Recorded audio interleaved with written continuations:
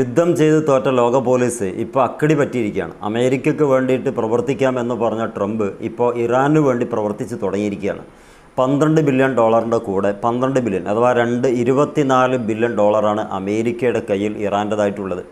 അത് ഒറ്റക്ക് കൊടുക്കണോ അല്ല ഈ രണ്ടീത പ്രാവശ്യം അഥവാ ആദ്യം കൊടുത്തു 12 ബില്യൺ പിന്നെ 12 ബില്യൺ ഇങ്ങനെ ചെയ്യണോ എന്ന ഒരാശങ്ക അമേരിക്കയിൽ ഇപ്പോൾ ഉടലെടുത്തിരിക്കുകയാണ്.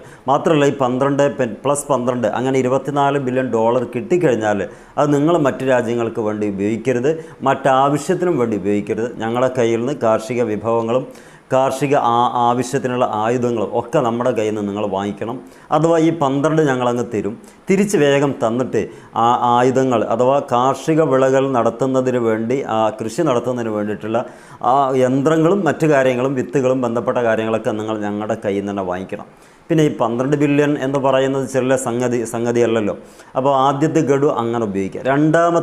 രണ്ടാമത്തെ ഞങ്ങൾ തരുമ്പോൾ അത് നിങ്ങൾ ഉപയോഗിക്കേണ്ടത് ഞങ്ങളെ കാര്യത്തിന് വേണ്ടിയിട്ട് വലിയ ഒരു മുഖവിലക്കെടുത്തിട്ട് ചെയ്യണം. അതെന്താണെന്നറിയോ? രസകരമാണ്. അമേരിക്കയുടെ ഏറ്റവും മർമ്മപ്രധാനമായ ടെക്നോളജികൾ നിങ്ങൾ വാങ്ങിക്കണം. അഥവാ ടെക്നോളജി മീൻസ് കണ്ടുപിടുത്തങ്ങളും അതേപോലെ ഇൻവെസ്റ്റ്മെൻറ്റുകൾ 40ഓളം വരുന്ന സിഇഒമാരെ പരിചയപ്പെടുത്തിയിട്ട് പറയുന്നത് ആ യാത്ര നമുക്ക് ഓർമ്മ ഉണ്ടാവും. ചൈനയിലേക്ക് 40 സിഇഒമാരെ കൂട്ടിയിട്ട് ഒരു യാത്ര നടത്തിയ ട്രംപിൻ്റെ ഒരു യാത്ര ഉണ്ട്. പക്ഷേ അവിടുന്ന് എല്ലാ അർത്ഥത്തിലും ഈ പുച്ഛിച്ചുകൊണ്ട് അവിടുന്ന് യാത്ര ഇങ്ങോട്ടാക്കിയപ്പം പിന്നെ ആ വഴിക്ക് പോയിട്ടില്ല.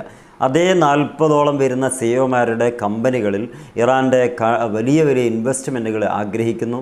മാത്രമല്ല ആ ഇറാനിൽ അവർ തന്നെ കാര്യങ്ങൾ നടത്തുമെന്നാണ് പറയുന്നത്. അപ്പോൾ ഈ ഇറാൻ്റെ മുച്ചൂടും വലിയൊരു ഡെവലപ്പ് അല്ലെങ്കിൽ എല്ലാവിധ സംവിധാനങ്ങളും അമേരിക്കയുടെ ഭാഗമായിട്ട് ചെയ്തു കൊടുക്കുമെന്നൊക്കെയാണ് പറയുന്നത്. പൈസ കൊടുക്കണം, പൈസ അവിടെ നിന്ന് കിട്ടും, തിരിച്ചങ്ങോട്ട് കൊടുക്കണം. ഒന്ന് കൃഷി ആവശ്യത്തിന് വേണ്ടി, മറ്റൊന്ന് ടെക്നോളജി ആവശ്യത്തിന് വേണ്ടി. നമ്മളൊക്കെ പറയാറുണ്ട് ഈ യന്ത്രസാമഗ്രികളും മറ്റു രാജ്യങ്ങളിൽ നിന്ന് കിട്ടാത്തത് കൊണ്ടൊന്നുമല്ല.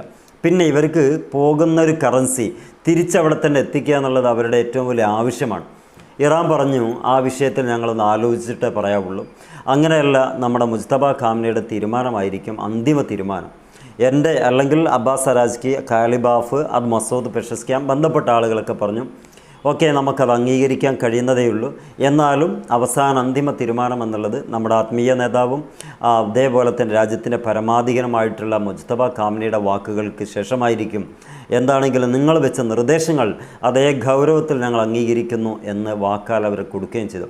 കാരണം അതിന് മറ്റൊരു കാരണം കൂടിയുണ്ട്. ജനീവയിൽ നിന്ന് തിരിച്ചു പോരണമെങ്കിൽ ഒരു പ്രയാസം ഉണ്ടാകരുതെന്ന് മനസ്സിലാക്കിയിട്ട് തന്നെയാണ് എല്ലാം നിങ്ങൾ പറയുന്നത് പോലെ ആകാമെന്നും പറഞ്ഞിട്ട് പോകുന്നത്. എന്നായോ അതിട്ടില്ലതാനും. ഈ ഇത്ര സമയം ഉണ്ടായിട്ടും ഈ മുജ്തബ ഖാംനയുടെ ഭാഗത്തു നിന്ന് 12 ബില്യൺ ഡോളർ എന്തിന് ചെലവഴിക്കും, പിന്നെ തരുന്ന 12 ബില്യൺ ഡോളർ നിങ്ങൾ പറഞ്ഞത് ചെലവഴിക്കുമോ എന്നതിനെക്കുറിച്ച് യാതൊരു ക്ലാരിഫിക്കേഷനും കൊടുത്തിട്ടില്ല. മാത്രമല്ല പരമാധികാര രാജ്യത്തിന് കിട്ടാനുള്ള മുഴുവൻ തുകയും ലഭ്യമാകുമ്പോൾ ആ രാജ്യത്തിൻ്റെ വികാരത്തിനനുസരിച്ച്, രാജ്യത്തിൻ്റെ ഉന്നമനത്തിനനുസരിച്ച് ഞങ്ങൾ ആ ഇൻവെസ്റ്റ്മെൻറ്റ് നടത്തും. ആര് എവിടെ എങ്ങനെ എന്നൊന്നും ഇല്ല, എപ്പോഴൊന്നും ഇല്ല.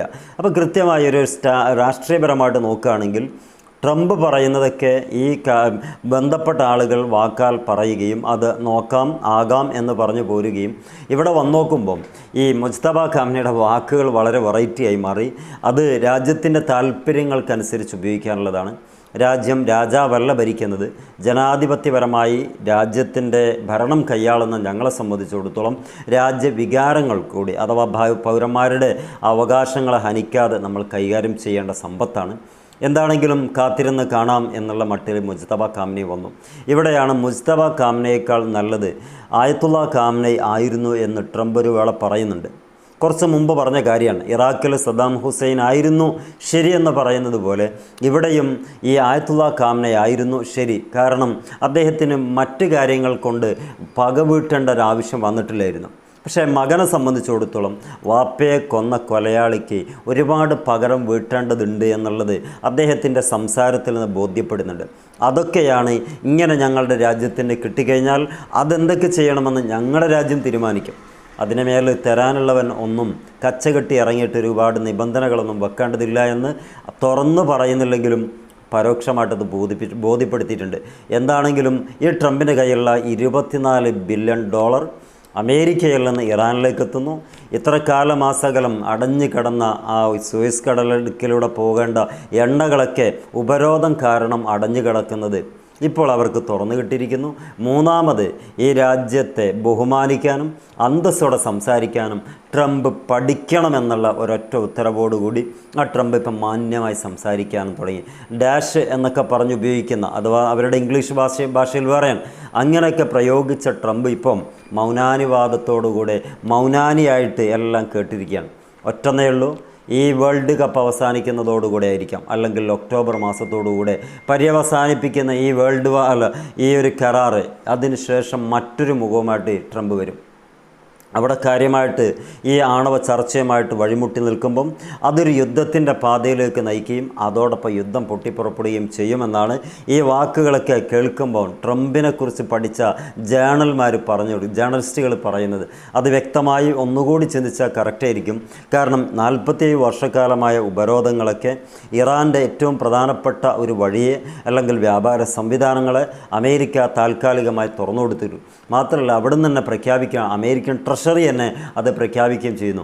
ഈ ഒരു കരാറ് ഇപ്പോൾ തൽക്കാലം ഈ ഉപരോധം തൽക്കാലം നമ്മൾ നീക്കിയിരിക്കുന്നു. ആർക്ക് വേണമെങ്കിലും ഇറാനിൽ നിന്ന് എണ്ണ വാങ്ങാം, എവിടെ കൊണ്ടുപോയിട്ടും എണ്ണ വിൽക്കാനും പറ്റും എന്നൊക്കെ പറഞ്ഞിട്ടുള്ളൊരു സുഖിപ്പിക്കൽ നടക്കുന്നുണ്ട്. ആ ലെവലിൽ എല്ലാ അർത്ഥത്തിലും ഞങ്ങൾ നിങ്ങളെ കൂടെയാണ്, എല്ലാ ഘട്ടങ്ങളിലും ഞങ്ങൾ നിങ്ങളെ കൂടെ ഉണ്ടാകും, ശാശ്വതമായ ഒരു സമാധാനമാണ് ഞങ്ങൾ ആഗ്രഹിക്കുന്നത് എന്നൊക്കെ തോന്നിപ്പിക്കുന്ന വിധത്തിലാണ് അമേരിക്ക ട്രംപിൻ്റെ ഏറ്റവും പ്രധാനപ്പെട്ട നീക്കുപോക്കുകൾ. പക്ഷേ അവിടെയൊന്നും ഇത് അവസാനിക്കില്ല. കാരണം ട്രംപ് നെതന്യാഹുവിനോട് കൊക്ക കോർക്കുന്നുണ്ട് എന്ന് പറയുന്നത് ഒരുപാട് മാധ്യമങ്ങളിൽ കേൾക്കുന്നുണ്ട്. നമുക്കിന്ന് ലൈവായിട്ട് ഹംദ് ഇൻസ്പയറുള്ള ചാനലിൽ പറയാൻ പറ്റും. കാരണം അവിടെ വെടിനിർത്തൽ പ്രഖ്യാപനങ്ങൾ വന്നെങ്കിലും ശരി, തെക്കൻ ഭാഗത്ത്, ലെബനൻ്റെ തെക്കൻ ഭാഗത്ത് ഒരുപാട് പൊട്ടലും ചീറ്റലൊക്കെ ഇപ്പോൾ നടക്കുന്നു. അതുകൊണ്ട് തന്നെ ഇത് മാനസികമായി ട്രംപിനെ ഒരുപാട് അകൽച്ചയിലേക്ക് കൊണ്ടുപോയിട്ടുണ്ട് എന്നും പറയുന്നുണ്ട്. എങ്ങനെയൊക്കെ ആണെങ്കിലും അമേരിക്ക എന്ന് പറയുന്ന ലോക പോലീസ് പല്ലുപോയ സിംഹത്തെ പോലെ ആയിരിക്കുകയാണ്.